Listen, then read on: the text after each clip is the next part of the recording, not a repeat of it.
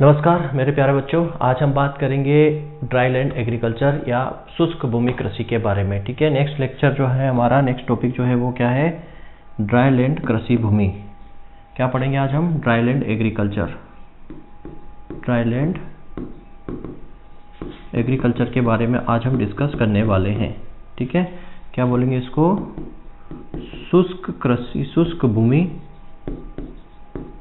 कृषि, शुष्क भूमि कृषि इसको कहते हैं। इसके बारे में आज संपूर्ण अध्ययन करने वाले हैं। ये भी एक मोस्ट इम्पोर्टेंट टॉपिक है, यहाँ से भी क्वेश्चन बनता है। ठीक है, यहाँ से भी क्वेश्चन बनता है, रेनफॉल से रिलेटेड क्वेश्चन यहाँ पे पूछ लिया जाता है, उसके बारे में हम डिस्कस करेंगे। देखो यहाँ पे होता क्या है और क्यों इसकी ज़रूरत पड़ती है। सबसे पहली चीज़ वो हमें समझना है, क्यों इसकी ज़रूरत पड़ती है। समझो, हमारे इंडिया की अगर मैं बात करूँ, इंडिया के अंदर टोटल इरीगेटेड एरिया कितना है? इरीगेटेड एरिया कितना? इरीगेटेड एरिया है लगभग 49% के आसपास। कितना? 49 इरीगेटेड है। मतलब ड्राई या फिर बोले ड्राई और जो रेनफेड है, ड्राई और रेनफेड एरिया कितना है? ड्राई और रेनफेड एरिया कितना है? 51%। 51% एरिया जो है ड्राई और क्या है? रेनफेड एरिया है। 49% में इरिगेशन सिंचाई सुविधा उपलब्ध है, लेकिन 51% एरिया ऐसा है जो शुष्क है, जो वर्षा आधारित है।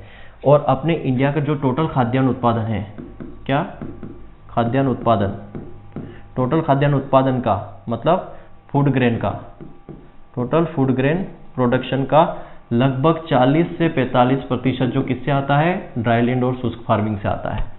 ड्राईलैंड और शुष्क फार्मिंग से आता है। इसलिए ये जो है काफ़ी महत्वपूर्ण हो जाता है ड्राईलैंड एग्रीकल्चर। क्यों महत्वपूर्ण हो जाता है?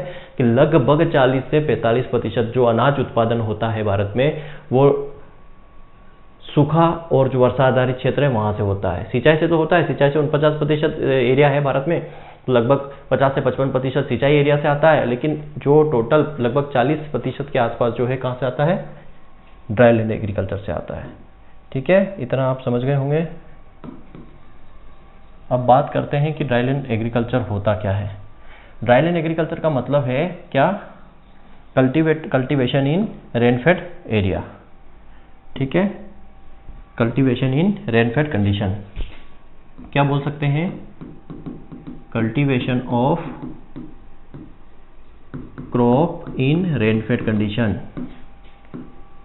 इन रेनफेड कंडीशन, वर्षा प्रधान दशाओं में खेती करना।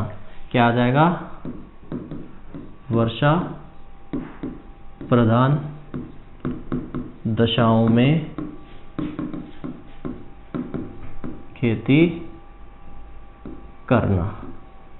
वर्षा प्रधान दशाओं में खेती करना क्या कहलाता है? ड्राईलैंड एग्रीकल्चर या शुष्क भूमि कृषि कहलाता है। ठीक है, अब इसको जो है 3 कैटेगरी में डिवाइड किया गया है। समझना, कितनी कैटेगरी में?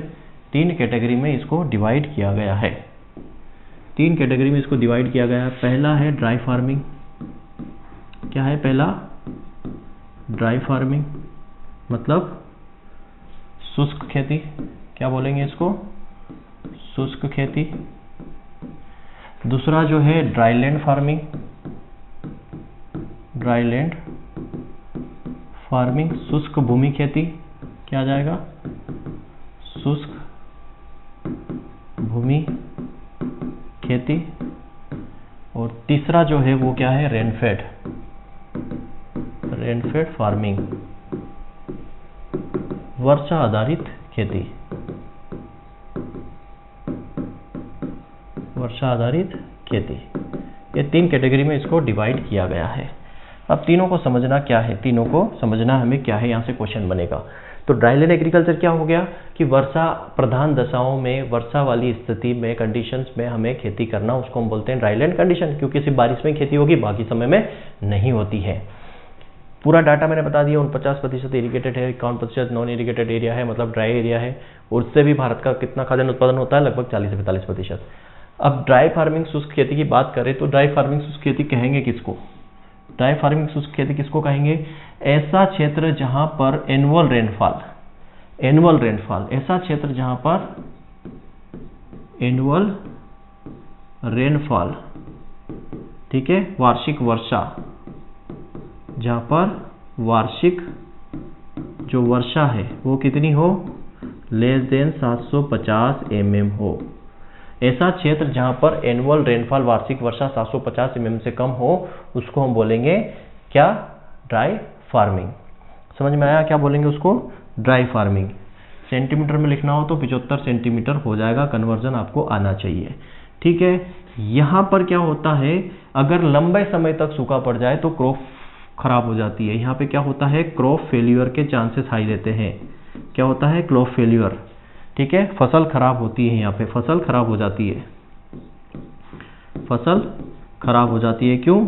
Long dry spell, long dry spell की वजह से। ठीक है, लॉन्ग ड्राई स्पेल मतलब अधिक लंबे समय तक सूखा पड़ने की वजह से। क्या आ जाएगा? लंबे समय तक सूखा।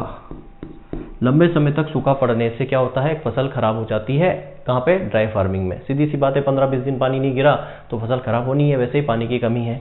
यहाँ पर किया क्या जाता है, यहाँ पे मॉइस्चर कंजर्वेशन प्रैक्टिस की जाती है। यहाँ पे क्या किया जाता है, मॉइस्चर कंजर्वेशन प्रैक्टिस की जाती है। मॉइस्चर कंजर्वेशन मतलब नमी संरक्षण, नमी संरक्षण क्रियाएं यहाँ पर की जाती है। क्यों? क्योंकि जितना आप नमी बचा सकते हो, मॉइस्चर बचा सकते हो, उतना आपके लिए अच्छा है।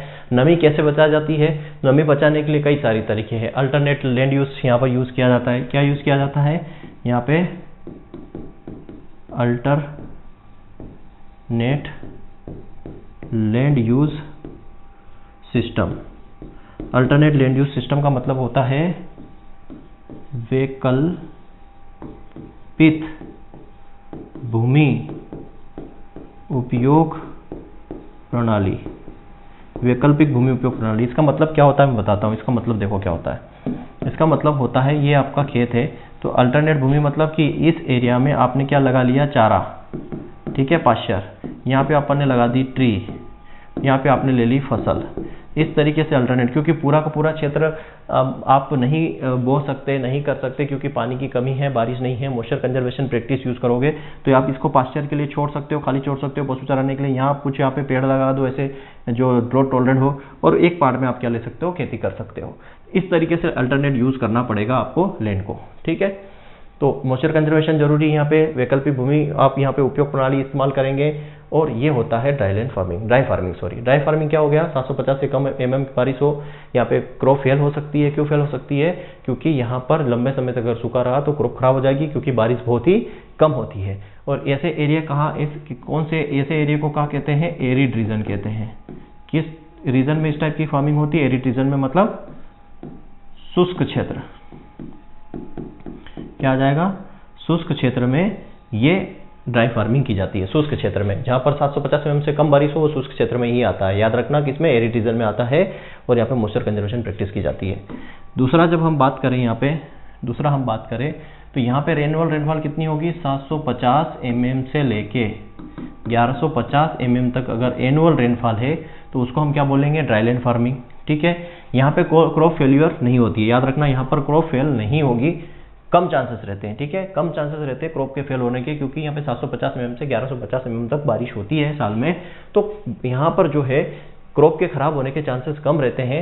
लेकिन यहाँ पर अभी क्या होता है, सॉइल कंजर्वेशन या मॉइस्चर कंजर्वेशन जरूरी है। यहाँ भी क्या है, मॉइस्चर कंजर्वेशन जरूरी है। यहाँ पर भी क्या, नमी संरक्षण करना पड़ेगा, नमी संरक्षण जरूरी है।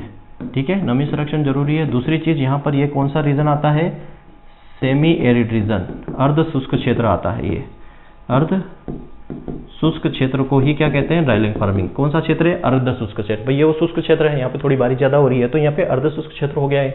और यहाँ पर जो है अर्ध शुष्क क्षेत्र में क्या करेंगे, 750 से 1100 में और मॉइस्चर कंजर्वेशन करेंगे। सेमी एरिड यहाँ पर क्या होता है, ब्लैक सोइल अगर है, अगर ब्लैक सोइल है, ठीक है, क्या है, अगर यहाँ पर क्या है, ब्लैक सोइल है, तो आपको ड्रेनेज भी फैसिलिटी होनी चाहिए, जल निकास भी होना चाहिए, जल निकास भी होना चाहिए अगर क्या है, काली मिट्टी है तो। ठीक है, यहाँ बात करें तो अगर 1150 mm से ज़्यादा बारिश अगर हो रही है तो उसको रेनफेड या वर्षा आधारित कहते हैं। यहाँ पर कोई दिक्कत नहीं है, नमी संरक्षण की भी दिक्कत नहीं है। ये कौन सा क्षेत्र है, तो याद रखना ह्यूमिड रीजन है। ये ह्यूमिड रीजन कहेंगे इसको, मतलब आर्द्र क्षेत्र इसको कहेंगे। आर्द्र क्षेत्र मतलब यहाँ पर बारिश अच्छा खासा हो जाती है और यहाँ पर क्या होता है, यहाँ पर क्रॉप फेल नहीं होती, लेकिन ड्रेनेज फैसिलिटी ज़रूरी है।